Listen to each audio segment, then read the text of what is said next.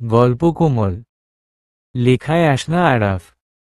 নতুন করে কোনো কথা না বাড়িয়ে এই লোকটা আমাকে তার সন্তানের মা হওয়ার জন্য প্রস্তাব দিল। অথচ আমি জানতাম তিনি আমাকে দেখতে এসেছেন। খুব ভালো সম্বন্ধ। ভাইয়া খুব করে চাচ্ছেন এই বিয়েটা হয়ে যাক। অনেক বড়লোক তারা। নিজের গাড়ি বাড়ি সবই আছে। দোতলা দালান, নিজস্ব জমি জমা, শহরে ব্যবসা। এক কথায় অন্যরকম। এত ভালো সম্বন্ধ আমাদের মতো গ্রামে আসা মানেই বিশাল ব্যাপার। তাছাড়া আমাদের মতো পরিবারে আসা ভাগ্যের ব্যাপার। লবণ আনতে যেখানে পান্তা ফুরায় সেখানে এই সম্বন্ধ অনেকটা অকল্পনীয়। প্রতিবেশী রহিম চাচার ঘটকালিতে হয়েছে এটা। ভাইয়ার চোখে মুখে খুব সুখ দেখতে পাচ্ছি আমি। খুব খুশি তিনি। কিন্তু আমার মাথায় বাজ পড়েছে। পায়ের তলার মাটি সরে গিয়েছে কয়েক হাত। ভাইয়া হয়তো লুকোতে চেয়েছিলেন বিষয়টা, কিন্তু পারেননি।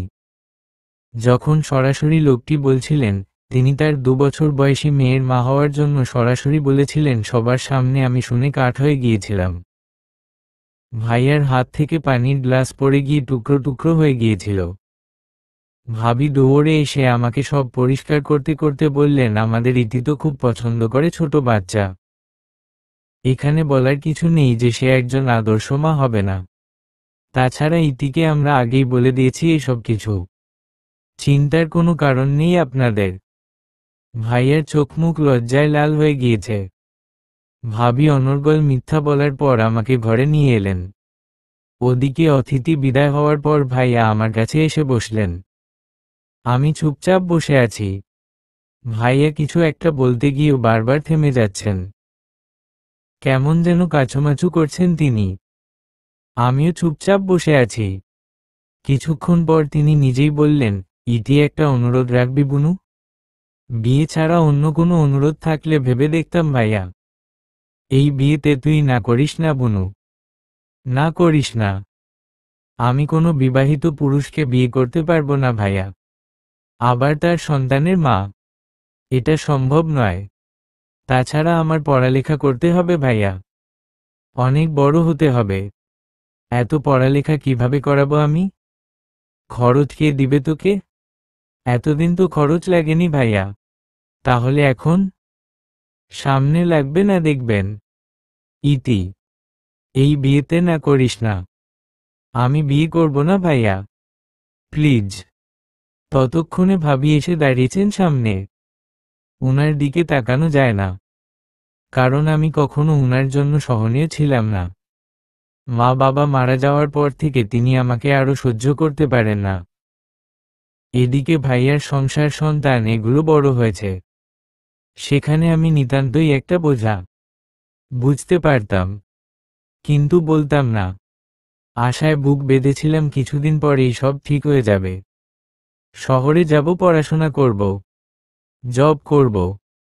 ভাইয়ার সব কষ্ট এক এক করে শেষ হয়ে যাবে। কিন্তু আমার মনের কথা মনের ভিতর রয়ে গেল যখন ভাবি এসে বললেন, বিয়ে না করলে এই বাড়ি এখনই ছাড়তে হবে, অন্যথায় তিনি ছেড়ে চলে যাবেন। ভাইয়ার চোখের দিকে তাকিয়ে সরাসরি বলে দিলেন যেন তাড়াতাড়ি আপদ আমাকে বিদেয় দেন। আমি একটা বোঝা যা তিনি আর বয়ে বেড়াতে পারবেন না। ভাবির মুখে এমন কথা আমি নতুন শুনিনি। কিন্তু আজ খুব খারাপ লাগছে। আমি চুপচাপ বোবা দৃষ্টি নিয়ে তাকিয়ে আছি। ভাবি হনহন করে চলে গেলেন। কেমন যেন সব ভারী ভারী লাগছে। ভাইয়া ধীর পায়ে আমার পাশে এসে বসলেন। কাপা কাপা হাত মাথায় রেখে বললেন, না করিস না বনু। খুব সুখী হবি তুই দেখিস। না, করিস না। ভাইয়ার অসহায় চোখের দিকে তাকিয়ে আমি কিছুই বললাম না। ঘর অন্ধকার করে শুয়ে পড়লাম। পরের দিন সকালে খবর এলো তারা এই মাসেই বিয়ে করতে চাচ্ছেন। ভাবি 1 মাসের জায়গায় 1 সপ্তাহে সব ঠিক করে ফেললেন। আমি ভাবির এমন কর্মকাণ্ড দেখে খুব অবাক হচ্ছিলাম, কিন্তু বলার ছিল না কিছুই। ভাইয়ের করুণ দৃষ্টি আমাকে থামিয়ে দিচ্ছিল। আমার প্রতি ভাবির অনীহা ভাইয়াকে আরো কষ্ট দিচ্ছিল। ভাইয়ের কষ্ট লাঘবের জন্য আমি নীরবতায় পালন করে গেলাম। জানি না কি হবে সামনে। সপ্তাহ জুড়ে চলল বিয়ের আয়োজন। গায়ে হলুদের আগের দিন আমার হাতে দেয়া হলো কিছু টাকা নিজের পছন্দের কেনাকাটা করার জন্য। আমি চুপচাপ টাকা রেখে দিলাম। কেনাকাটার ইচ্ছে নেই। ভাবি নিয়ে এলেন সব কিছু। পছন্দ অপছন্দের কোনো কথা নেই। আমার ইচ্ছার মূল্যায়ন তিনি কখনোই করেননি। হলুদের দিন আমাকে খুব করে সাজানো হলো, কিন্তু লাল রঙের ছোঁয়া বাদ দিয়ে। আমি নিষেধ করেছিলাম তাই। এই একটা কথা অন্তত রাখা হলো আমার। বিয়ের দিনেও আমাকে লাল রঙের কিছু দেওয়া হয়নি। পাশ থেকে কে যেন বলছিল, বউ আবার লাল রং ছাড়া ভালো লাগে নাকি? শুনে ভাইয়া একটা লাল টিপ নিয়ে এলেন দৌড়ে গিয়ে। আমার কপালে দেওয়ার আগে আমি হাত ধরে ফেললাম। তিনি খুব অবাক হয়ে জিজ্ঞেস করলেন, কেন কেন লাল টিপ দিবি না ইতি? লাল তো তোর পছন্দের রং। বিয়েতে বউ লাল রঙের ছোঁয়া নিয়ে বউ সাজে। বিয়ে করে তো আমি মা হচ্ছি, তাই। আমার কথা ভাইয়া কেমন যেন থমকে গেলেন। হাতটা মুহূর্তে গুটিয়ে নিয়ে সরে গেলেন অশুভর্তি চোখ নিয়ে। বিয়েতে বউ লাল রঙের ছোঁয়া নিয়ে সাজে? আমি তো বিয়ে করে মা হচ্ছি। আমার কথা শুনে ভাইয়া কেমন যেন থমকে গেলেন। মুহূর্তেই হাত গুটিয়ে নিয়ে সরে গেলেন অশ্রুভরা চোখ নিয়ে। এদিকে বরযাত্রী চলে এসেছে। আমি আর কিছুক্ষণের অতিথি, এই বাড়িতে একটু পর বিদায় হয়ে যাবে আমার। ভাবি জঞ্জালমুক্ত হবে, কিন্তু ভাইয়ার কষ্ট হবে খুব। ইতির অভ্যাস ভাইয়ার খুব পুরনো। খাওয়ার সময় কিংবা কোনো হিসাব নিকাশ করার সময় ইতি ছাড়া ভাইয়ার চলেই না। আমি চলে গেলে আমার 2 বছরের ভাইঝি আর 6 বছরের ভাইপো খুব একা হয়ে যাবে। তাদের কাছে তো ইতিফুপি মানে সকাল বিকাল দিনরাত সব। খুব কষ্ট হচ্ছে এই ভেবে যে চলে যেতে হবে। তবে মনের ভিতর কেমন যেন শুনশান নীরবতা, খুব বেগে ঝড় হচ্ছে, কিন্তু অনুভূতির কোনো কিছুই নেই। শুধু সব সম্মতি দিয়ে মেনে নিচ্ছি। অনেক কিছুই ঘুরপাক খাচ্ছে মনের ভিতর।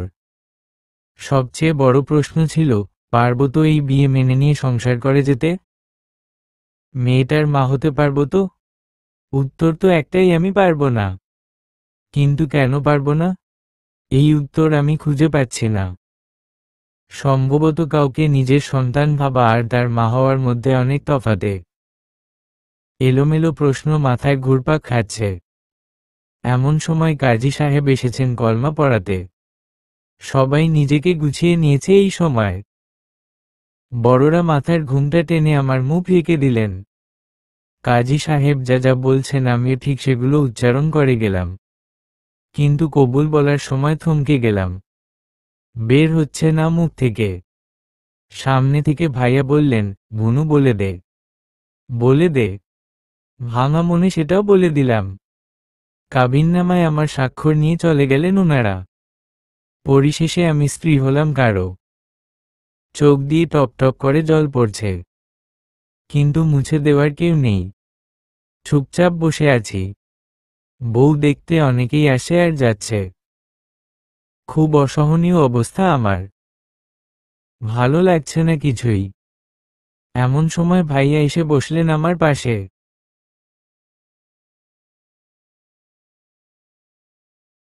পকেট থেকে বের করে দুটো বালা দিলেন আমার হাতে। বালা দুটো চিনতে ভুল হয়নি আমার। এগুলো মায়ের বালা। তিনি খুব যত্ন করে আমার হাতে পরিয়ে দিতে চাইলেন, কিন্তু আমি হাত বাড়িয়ে দেইনি। বললাম, এগুলো ভাবিকে দিয়েন। আমার অধিকার নেই এগুলোর উপর। তাছাড়া মায়ের গহনাগাটির ভাগ বউরা পায়, আর ভাবি তো এটার যোগ্য। অনেক কিছু করেছেন তিনি মায়ের জন্য। ওনার মেয়েকে নিজ দায়িত্বে বিয়ে দিচ্ছেন, এটাও বা কম কিসের? ভাইয়া আমাকে বুকে জড়িয়ে কান্না শুরু করলেন। আমিও পারিন খুব বেশি একটা শক্ত হয়ে থাকতে। ভাইয়ার সাথে আমিও কাঁদছি, সাথে আমার কলিজার টুকরাগুলো। ভাবির মতো নির্দয় মানুষের চোখেও পানি। যাই হোক, ভাইয়া খুব জোরাজুরি করলেও আমি বালা দুটো ভাবির হাতে পরিয়ে দিলাম। এদিকে বিদায়ের সময় হয়ে এসেছে। ভাইয়ার হাত ধরেই গিয়ে গাড়িতে বসলাম। আমার পাশে এসে বসলেন তিনি, মানে আমার স্বামী। সবাইকে বিদায় জানিয়ে শুরু হলো যাত্রা। আমি খুব বিস্মিত হয়ে বসে আছি। ওনার মেয়ে নেই কেন সাথে? যার জন্য বিয়ে তাকেই নিয়ে আসেননি? তিনি খুব শান্ত গলায় বললেন, দেখুন কিছু ভাবার নেই, মেয়েটাকে আনিনি। আপনি ঠিক আছেন তো? আমি মাথা নেড়ে সম্মতি দিলাম। তাহলে চোখ মুখের 12টা বাজিয়েছেন যে? বলেই টিস্যু পেপার এগিয়ে দিয়ে মুখ মুছে নিতে বললেন। আমিও উনার হাত থেকে টিস্যু নিয়ে মুখ মুছে নিলাম। বউরা তো লাল রঙে সাজে, আপনি নীল রঙে। আমার এটাই ভালো লাগে, প্রিয় রংটাই সেজেছি। সেজেছেন? কোথাও সাজের তো ছিটেফোঁটাও নেই। এটাই সাজ। মায়ের আবার কিসের সাজ? আপনি তো স্পষ্টই বলেছিলেন আপনার মেয়ের জন্য বিয়ে করছেন। তাহলে আবার? তিনি আর কথা বাড়ালেন না। হয়তো বুঝতে পেরেছেন যে আমি খুশি হইনি। পুরো রাস্তা মৌনতা অবলম্বন করেই বাড়ি পৌঁছালাম। স্বাগত জানিয়ে আমাকে ভিতরে নেওয়া হলো। বিশাল বাড়ি, দেখেই চোখ জুড়িয়ে যাচ্ছে সাজসজ্জা। আমি চতুর্দিকে দেখছি অবুঝের মতো। এমন সময় একটা ছোট মেয়েকে দেখলাম, বয়স প্রায় 2 বছর হবে। মনে হলো এই সেই মেয়ে যার জন্য আমি এখানে, কিন্তু ভালো করে দেখতে পারলাম না মেয়েটাকে। ততক্ষণে আমাকে আমার রুমে নিয়ে যাওয়া হলো। খুব সুন্দর করে সাজানো সব, বিছানায় ফুলের তোড়া, খুব রোমান্টিক পরিবেশ। কিন্তু আমার জন্য বিরক্তিকর। গোলাপে অ্যালার্জি আছে আমার, আমি সরিয়ে রাখলেও অ্যালার্জি উঠবে। তবু গিয়ে বসলাম। এদিকে মাথা ভারী হয়ে আসছে। অনেক অপেক্ষা করিয়ে তিনি রুমে আসলেন। 1 পা 2 পা করে এগিয়ে আসছেন আমার দিকে, আর আমি ভয় জড়সড়। তবুও উনাকে থামিয়ে বললাম, আমার কাছে আসবেন না, ওখানেই থাকেন প্লিজ। তিনি মুচকি হেসে তোয়ালে নিয়ে বাথরুমে চলে গেলেন। কিছুক্ষণ পর ফ্রেশ হয়ে ঠিক আমার পাশে বসলেন। আমি কিছু বলবো তার আগেই তিনি বলে উঠলেন, দেখুন আমি কিচ্ছু করব না। জাস্ট গোলাপের তোড়া সরাতে এসেছি। আপনি ঘাবড়াবেন প্লিজ। আমি চুপ করে রইলাম। তিনি সব সরিয়ে বললেন, অ্যালার্জি আছে, সরাতে পারলেই তো হতো। এই যে চোখ মুখ লাল হয়ে গিয়েছে, এতে স্পষ্ট বুঝাই যাচ্ছে আপনার অ্যালার্জি। আমি আবারও কিছু বললাম না, তবে বুঝতে পেরেছি তিনি কিছু সমস্যা না বললেও বুঝতে পারেন। রুমের লাইট অফ করে শুয়ে পড়লেন। আমি জেগেই আছি।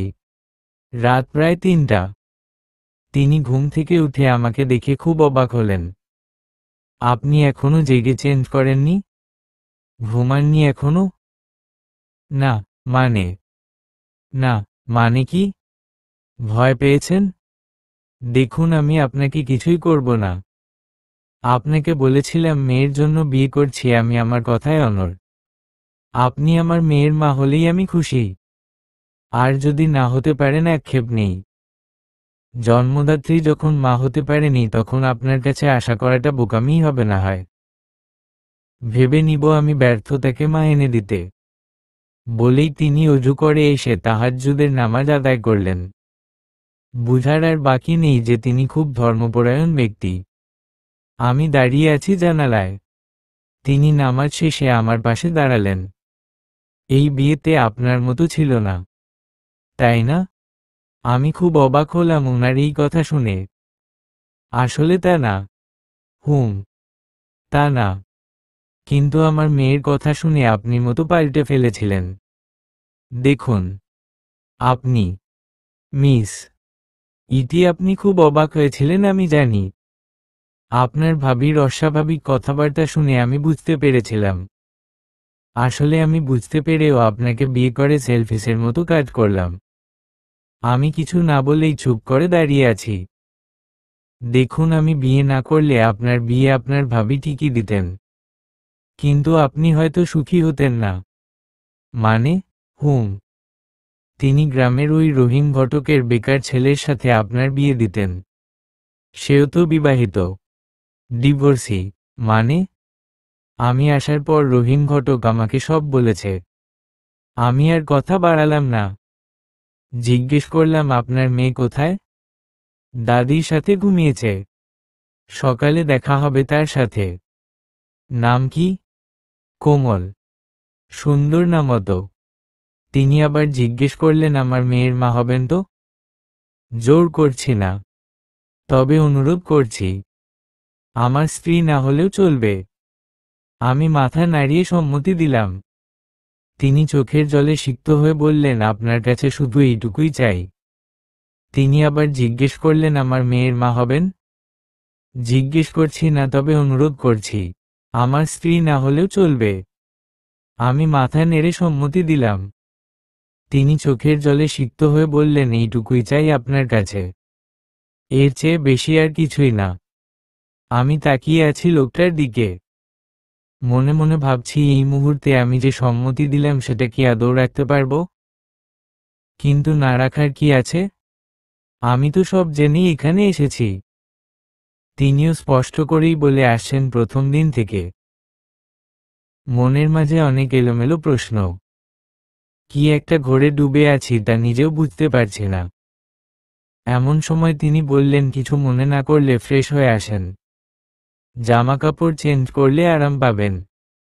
অনেক তো হলো, এবার কান্নাকাটি বন্ধ করে একটু ঘুমান না হয়। বলেই তিনি বারান্দায় চলে গেলেন।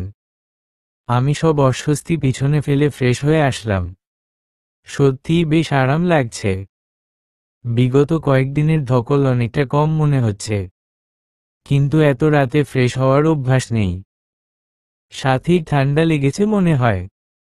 আয়নার সামনে দাঁড়াতেই হাঁচি দিলাম বেশ কয়েকটা।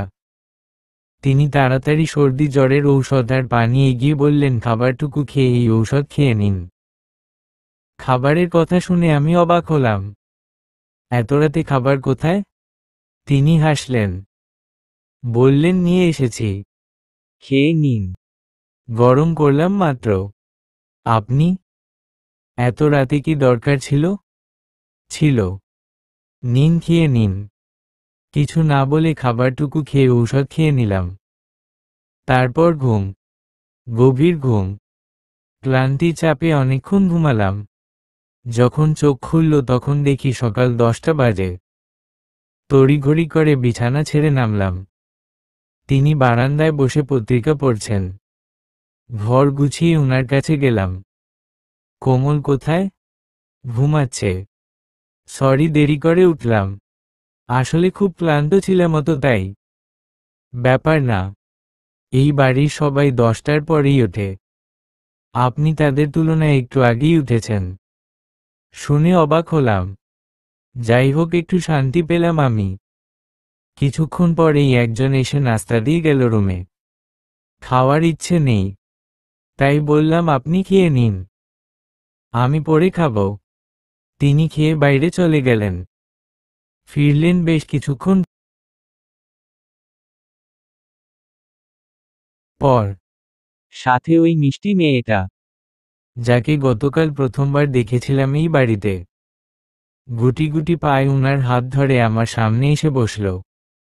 আমার খুব আদর করতে ইচ্ছে করছে তাকে, কিন্তু মা হিসেবে হাত বাড়াতে ইচ্ছে করছে না। মনের ভিতরে কেমন একটা অনীহা কাজ করছে। সেই আমার দিকে চিপসের প্যাকেট বাড়িয়ে দিয়ে বলল খাবে? এটা খুব মজাওয়ালা চিপস। আমি বললাম না, তুমি খাও, আমার খিদে নেই।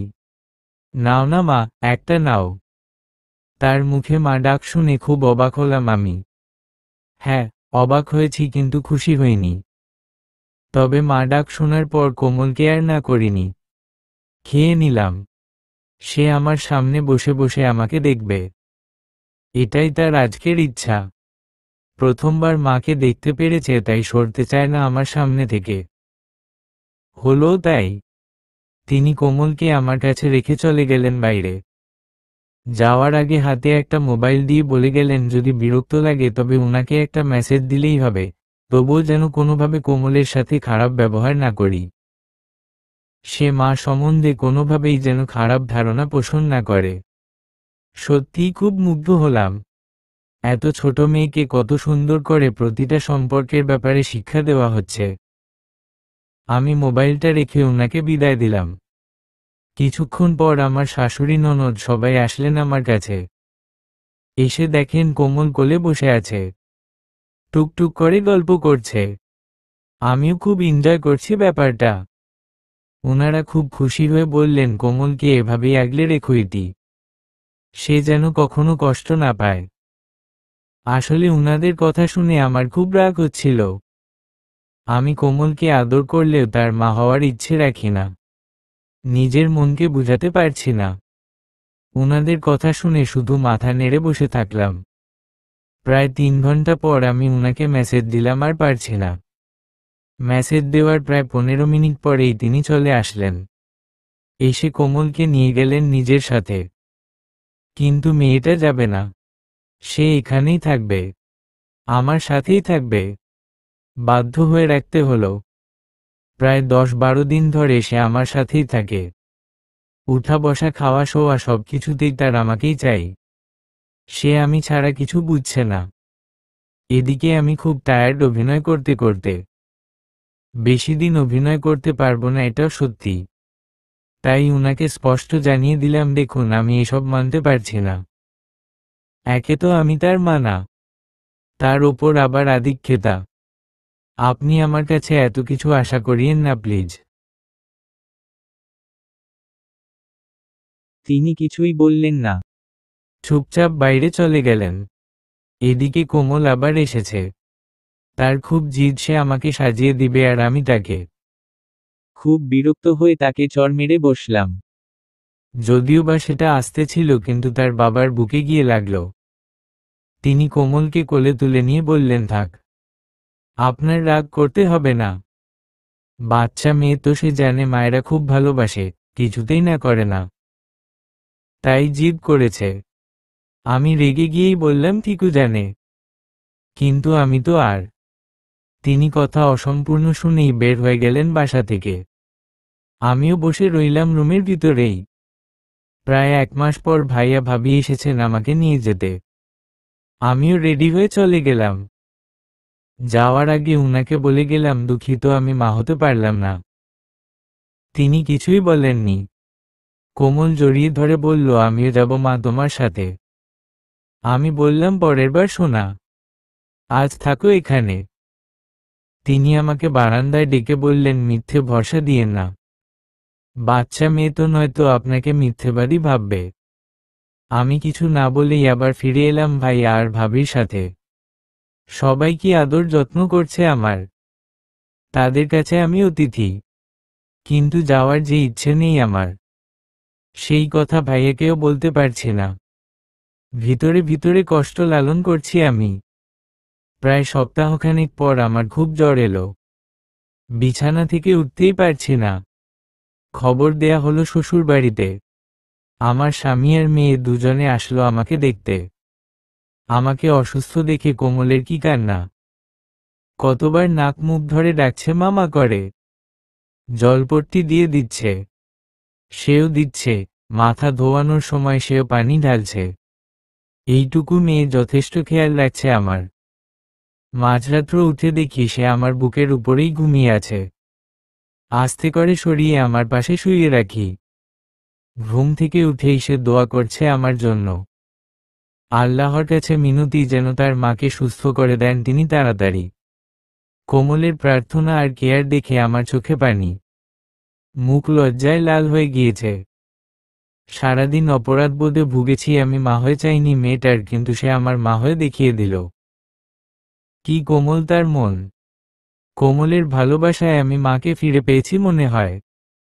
তাকে আমার কাছে টেনে নিয়ে খুব আদর করলাম আমি। তিনি এসে বললেন, ব্যাগ গুছিয়ে দিয়ে আজই চলে যাবেন। সাথে ডিভোর্স পেপার দিলেন। বললেন, মন চাইলে স্বাক্ষর করে মুক্ত হতে পারেন, তবে না করলেও আমি অধিকার খাটাবো না। আমি খুব অবাক হলাম। মুহূর্তেই কোমলের ভালোবাসা আর নিষ্পাপ মুখটা ভেসে উঠল আমার সামনে। তার ভালোবাসা বাধা দিল আমায়, আটকে রাখলো খুব শক্ত করে। আমি মুহূর্তেই পেপারসটা ছিঁড়ে দিলাম। তিনি বললেন, আপনি তো পারবেন না। আমি মা হতে পারবো না বলেছিলাম, কিন্তু কোমল আমার মা হয়ে গিয়েছে ইতিমধ্যে। আমার মা থেকে আমাকে আলাদা করবেন না প্লিজ। তিনি হাসলেন, প্রশান্তির হাসি। আমার হাত ধরে বললেন, ওকে। মেয়েরা তো মায়ের মা হয়। কোমলের জন্য আপনার চেয়ে ভালো মা আর পাওয়াই যাবে না। আল্লাহর লাখো কোটি শুকরিয়া, তিনি আমার দোয়া কবুল করেছেন। আমিও হাসলাম। উনার সাথেই বাড়ি ফিরলাম সেদিন বিকেলেই। কোমল আমার সাথেই ছিল সারাক্ষণ। রাতের বেলা তাকে ঘুম পাড়িয়ে বারান্দায় বসে আছি। এমন সময় তিনি এসে বললেন, কি ভাবছেন? একটা কথা বলি। বলুন। কোমলকে নিতে তার মা আসবে না তো কখনো? তিনি খুব আত্মবিশ্বাসের সাথে বললেন, না। আপনি নিশ্চিত থাকেন। যদি আসে, আপনিই তার মা। সে আপনাকে ছাড়া আর কোথাও যাবে না। মানে? সে জানে না তার মা কোথায়? আপনি আসার পর বলেছি আপনিই তার মা, কাজ শেষে ফিরে এসেছেন। তার কাছে সত্য লুকোলেন কেন? চাইনি মা শব্দ থেকে তার ভালোবাসা, ভরসা উঠে যাক। পৃথিবীর প্রতিটি সম্পর্কই সুন্দর যদি সঠিক মানুষ সেটা পূর্ণ করে দেয়। ভুল ধারণা কিংবা অবহেলা জন্ম নিবে এটা আমি চাইনি কখনো। লোকটার কথা শুনে খুব মুগ্ধ হলাম আমি। এত ভালো করে কেউ কোনো সম্পর্কের যত্ন নিতে পারে, সত্যিই অবাক লাগছে আমার।